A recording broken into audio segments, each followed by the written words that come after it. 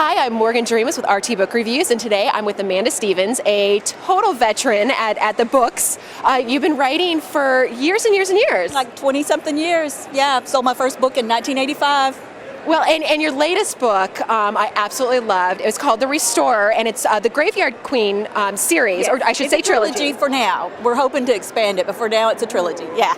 And it got me at hello. I was going to say, I read that first chapter and I was absolutely hooked, because in that first chapter we learned that your protagonist, Amelia, she can see ghosts. However, there's rules. You don't speak to them. You don't allow them in your life. That's right. I've set the ghosts up a little bit like vampires in a way, except they drink energy from humans rather than blood.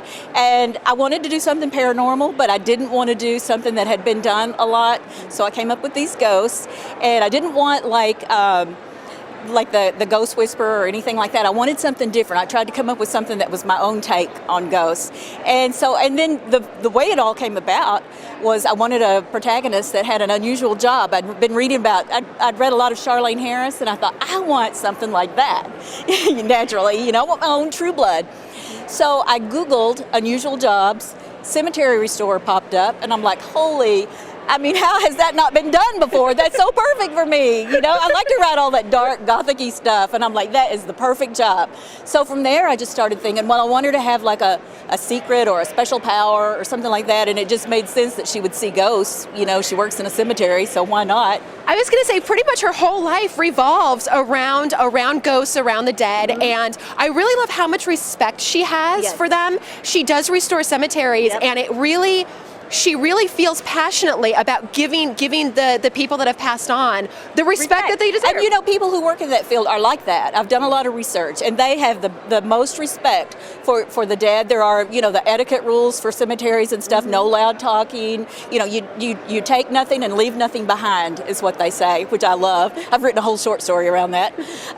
So yeah, they do have the greatest respect, and I wanted her to have that too, because that's part of her personality, I think, and I think that her dad, being a caretaker, he would have ingrained that in her, and like you said, it's just her whole life. That's what she knows, Exactly, and I really like the tone that you set for the series is phenomenal, because it does have this Southern Gothic. It's a quiet book. There's not a whole lot of characters, and the characters that you do have, they're very introspective. They're not necessarily really outgoing, but it really adds to that air of kind of dark, and it's a little creepy, but in a great way. Yeah, well, the way I saw it was a real sort of dreamy, visual, atmospheric story. And like there's a murder mystery in it, but I didn't want to get real graphic with that, because I felt like that would take away from that sort of ethereal quality that I was going for.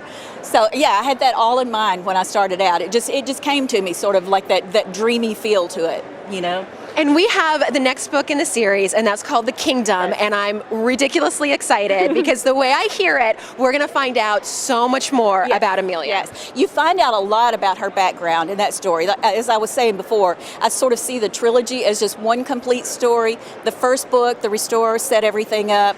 The second, The Kingdom, is Amelia's story, and the third, The Prophet, will be Devlin, the hero's story. And Devlin, he is a great character. I love him. He has been through so much, and every single thing shows on him. All of the pain. Oh, he wears it. He wears it. And in some ways, I think he wants to wear it, because it's like he has a lot of guilt. And that's sort of his way of dealing with it, I think. It's once that pain and once that guilt is gone, he feels like his memories will be gone too. So he clings to that pain, because that's all he has left, or that's what he thinks anyway. Exactly, and so he is followed by some ghosts that he refuses to let go of. Can't let them go, and they won't let him go. It's sort of a double whammy for him there. And so Amelia, she's at a little bit of disadvantage, because they really do have something special, but because of the past, they're having a hard time coming together. Yes, and she, because of her father's rules, she's not supposed to associate with anybody who is haunted, because those ghosts could come to her then. So she's leery about getting involved, and so she should be, as we find out, to dire consequences. So yeah.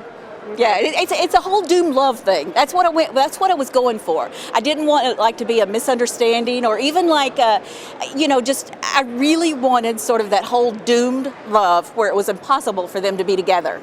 Of course they'll have to be together at some point because it is a romance, but it's going to be a struggle for sure. Well, everybody that's interested in checking it out, The Restorer is out now, The Kingdom to Come, and I absolutely recommend this one. It is gothic and creepy, yet you fall in love with the characters and you can't wait for the next one. Thank you. I really appreciate it. It's a fun series to write. It's right up my alley. I mean, if I couldn't have picked anything that fits me more to do this, so I'm so happy.